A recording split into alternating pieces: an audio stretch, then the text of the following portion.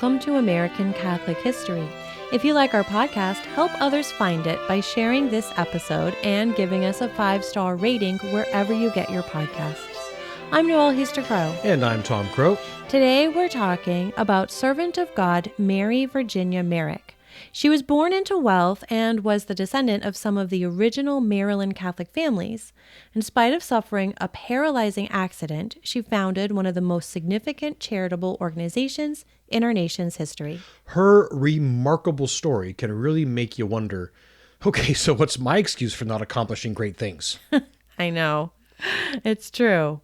But she wouldn't see it that way. She didn't set out to accomplish great things, but as she would say, to see a need is to fill it. So she was simply filling needs that she saw. Right. She started her work a few decades before St. Therese of Lisieux was born, but she took the same approach as the little flower. Just do all of the things with great love and let God take care of the rest. And by being faithful to what God put in her heart to do, great things were accomplished. Boy, howdy, I'd say so. And like you said, this was in spite of being paralyzed and in pain for most of her life. So let's go back to the beginning of her life and give some details. She was born in Washington, D.C. on November 2nd, 1866, so about a year and a half after the Civil War ended and President Lincoln was assassinated. She was the second oldest of 7 children, and her parents were very well-to-do. Her father, Richard Merrick, was a very influential and well-respected attorney. He helped to found the law school at Georgetown and successfully defended George Surratt from charges of being involved in President Lincoln's assassination. In his family line, he was descended from both the Calvert and Brent families. And if those names don't ring a bell, you need to go back and listen to an earlier episode of our podcast about Margaret Brent. A quick recap. Margaret Brent and 3 of her siblings were among the earliest settlers to come to the New Maryland colony in the 1630s. Margaret eventually was the largest landowner in the colonies and was the first woman to represent herself in legal proceedings in the colonies. The first governor of Maryland was Leonard Calvert, the younger brother of Cecil Calvert, who was granted the royal charter for the colony by King Charles I. All of these persons were Catholic, and Maryland, of course, was established to be a Catholic haven in the New World. Do yourself a favor and go back and listen to our episode about Margaret Brent. Yeah, seriously, Margaret Brent was an amazing woman. And again, Richard Merrick was descended from both of those families. So as far as people doing great things, it seems the apple didn't fall far from the tree, down through the generations.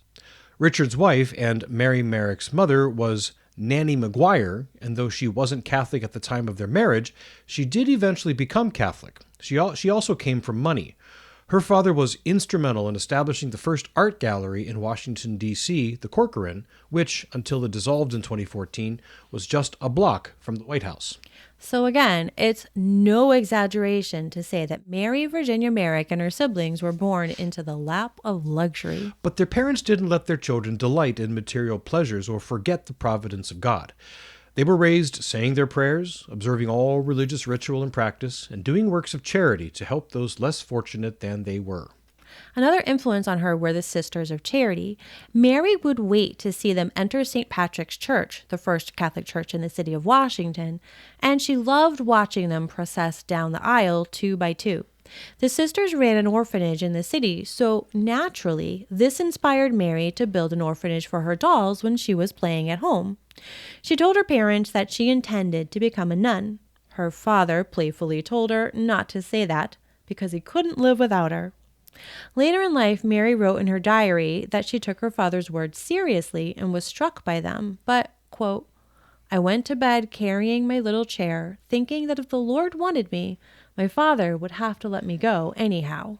And when she received her first communion at 12 years old, she solemnly resolved to serve our Lord in the poor. To her, this very much meant becoming a sister of charity so she could take care of all the children who had no one else to take care of them. So as far as she was concerned, it was only a matter of time before she entered the convent. But Providence had a different path for her. Very much so. When she was 14 years old, she fell from the window seat of a playhouse and suffered an injury to her spine. Absent more advanced medicine, this injury turned into Pott's disease within 3 years. Pott's disease essentially is a tuberculosis infection somewhere in the body apart from the lungs.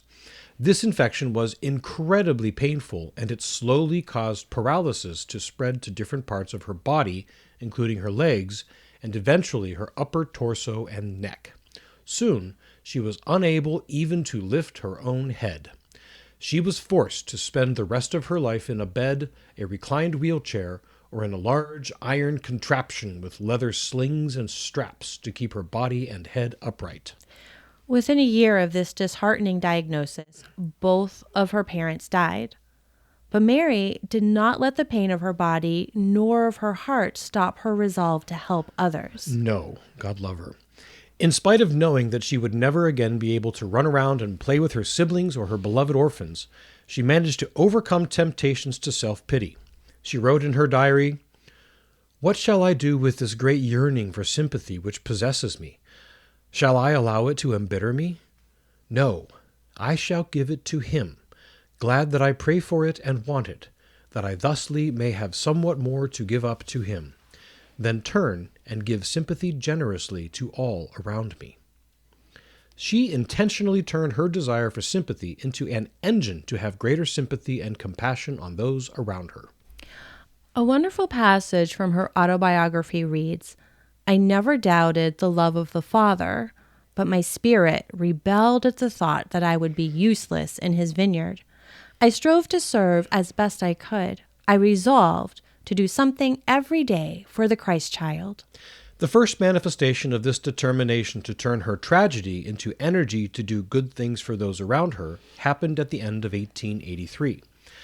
The family had hired a boy named Paul to be near Mary and run errands for her. In their conversation, she asked Paul what he wanted for Christmas. "A red wagon," he replied. But then he added, "But we are not having any Christmas at our home. My father's got no work." Mary suggested to him that he write a letter to the Christ child and ask him for the red wagon. Paul asked, "Who's he?" And Mary replied, "The giver of all good gifts." A few days later, he brought his letter with him, and not only his, but more than a dozen others from his siblings and playmates in the neighborhood. Now, a promise made is a promise kept, so Mary drew her sisters and friends together, and they made sure that each and every one of those requests was honored, and the carefully wrapped packages were all labeled, "From the Christ Child." And thus was the very beginning of the Christ Child Society. The following year, 1884, Mary and her band of helpers caught wind of an expectant mother whose husband was ill and could not work. Mary and company organized themselves into a sewing circle and put together a layette for the mother complete with every bit of clothing that the new baby would need. In gratitude, the newborn daughter was named Mary. And things kind of began to snowball from there. The need for layettes and Christ Child Christmas letters was so great, and Mary could not stand to see any of these needs go unfilled, so she forged alliances, recruited more help, and eventually organized the work into a more formal arrangement, establishing the Christ Child Society in 1887. In 1890, the Christ Child Society became a legal entity within Washington, D.C., and the first annual report of the society was published. In it, the object of the society is stated as to clothe children under the age of 12 years whose parents were unable to do so, and to give to the little ones a happy Christmas. Membership in the society required an annual offering in money for the accomplishment of the work proposed and the manufacture or making of as many garments by members as time and circumstances will permit. And boy, did their work expand in short order.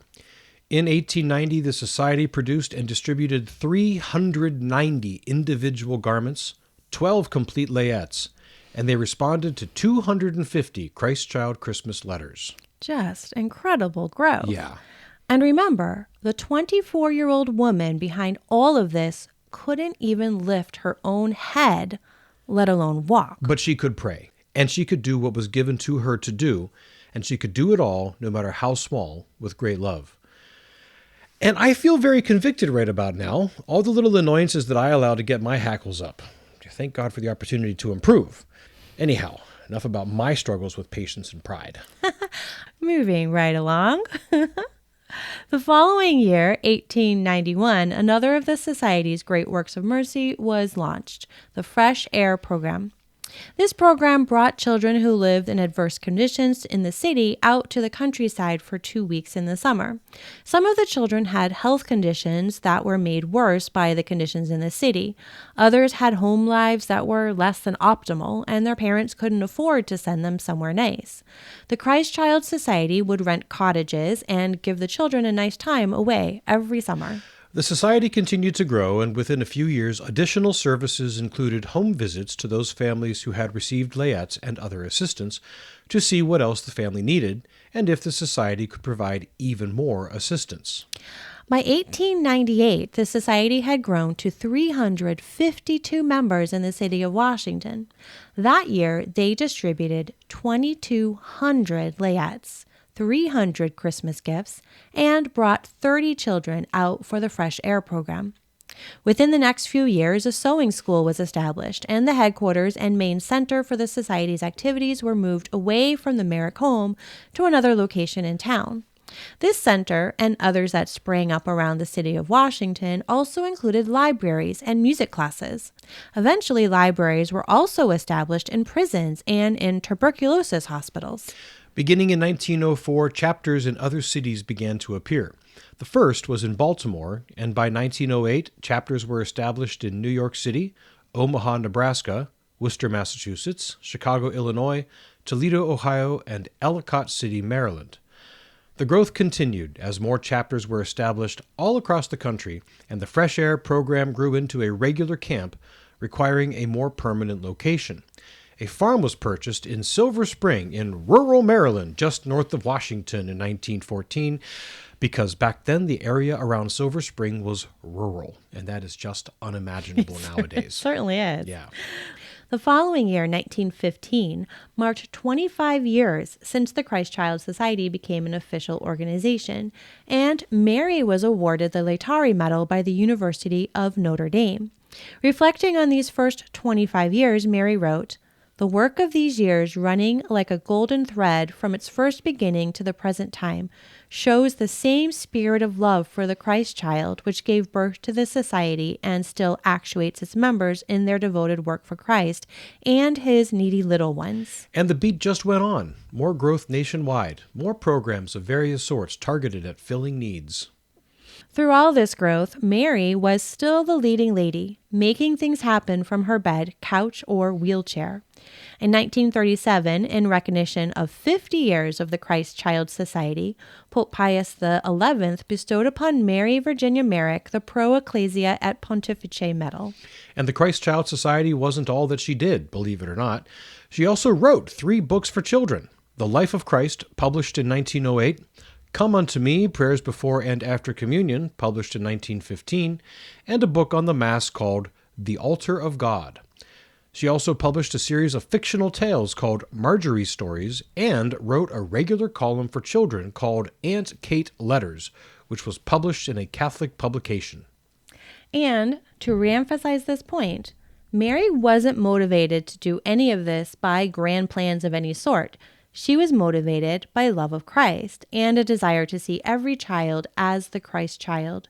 She strove to treat every child as she would the Christ child. Right. She wasn't setting out with grand social justice plans, but great social justice good came about because she perceived the call of God for her life and pursued it. In one place she wrote, "Do not consider that in order to be great, either in the eyes of man or of God, it is necessary to do great deeds. It is an error to do well the little duties of everyday life, to perform well the duties of your station, is to be great. It is the noblest task of man, for it is the fulfillment of the law of God. It is as if it were we who are helping him and bringing forth with our effort his eternal designs with regard to the world." And here's one for you. Regarding patience, she wrote, "Our dear Lord suffered that he might thereby leave me an example of patience. I make his example not by impatience." Especially in traffic. Yes. But seriously, she couldn't move herself. She couldn't lift her hand to use a pen to write any of this stuff. She couldn't go from place to place to put her plans in motion, and she didn't have a telephone, at least not during the decades when she was getting this going. She didn't have the internet or email. She had errand boys who could take messages for her, and then she could do nothing but wait for people to come to her or act at her behest. And even with that severe limitation, she founded an organization that has done so much good for well over a century. And they continue to do great good. According to the Society's website, nowadays the Christ Child Society has 45 chapters across the U.S., with a few in other countries, numbering 5,500 members. On a yearly basis, these chapters do more than 400,000 hours of volunteer work and spend more than $4 million on programs for more than 78,000 children and their families. One key element of their charity remains the layettes for newborns, often still handmade, or at least containing a number of handmade parts like hats, sweaters, and afghans. On an annual basis, the chapters give out 23,000 such layettes. Mary Virginia Merrick continued to lead the national organization until illness forced her to resign in 1948. She was 82 years old and had been paralyzed and in pain for 65 years. But she remained head of the Washington, D.C. area Christ Child Society until her death 7 years later in 1955. Mary Virginia Merrick, or Miss Mary as everyone knew her, spent the last years of her life living at her sister Mildred's house in Chevy Chase, Maryland. She attended Mass daily and was very recognizable as she was wheeled down the street every day to church. She died of a cerebral hemorrhage on January 10th, 1955. During her funeral mass, Washington's Archbishop Patrick O'Boyle said, "Miss Mary Merrick's long life was an inspiring expression of the power and beauty of Christian charity. She saw the image of the infant Savior in every poor child, and it was the Christ child who conferred upon her a long life of amazingly successful activity that defied an almost lifelong infirmity. It was inevitable that she established the Christ Child Society. Both in spirit and accomplishment, no society has better deserved the sublime name. Miss Merrick, from her bed of pain, perpetually dynamic and devoted, has a lesson for everyone who professes to be a follower of Christ." And John McNamara, Auxiliary Bishop of Washington, said, "The memory of this good woman is a treasure which all who esteem what is noble, what is inspiring, and what is good will value as a pearl of price. When you think of the happiness she brought to the hearts and homes of the children of the poor, of the opportunities for doing good she provided for those who would share her labors, when you reflect on the obstacles she overcame while she labored throughout the past 50 years of her life, braced in hoops of iron, and when you recall that throughout these years she directed the Christ Child Society in the founding of chapters, in the erection of buildings, and in the establishment of camps, you will find yourself face to face with a woman, the like whom is seldom met in this our mortal life. She took her cross, and out of it fashioned a bridge over which she and others could walk on their way to God." That's about as good a summation as can be for the life of Mary Virginia Merrick. But that doesn't mean the last word has been spoken about her remarkable life. In 2003, her cause for canonization opened. So God willing, one day we'll all be able to call her Saint Mary Virginia Merrick.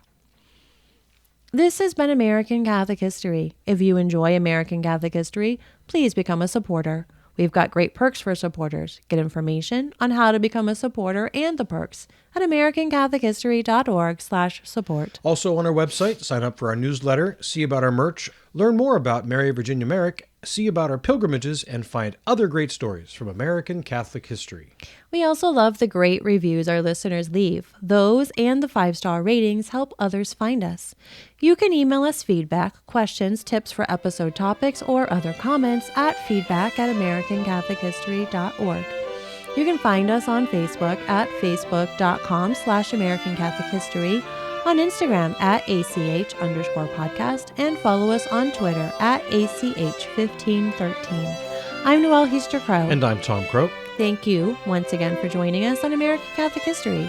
made possible by listeners like you.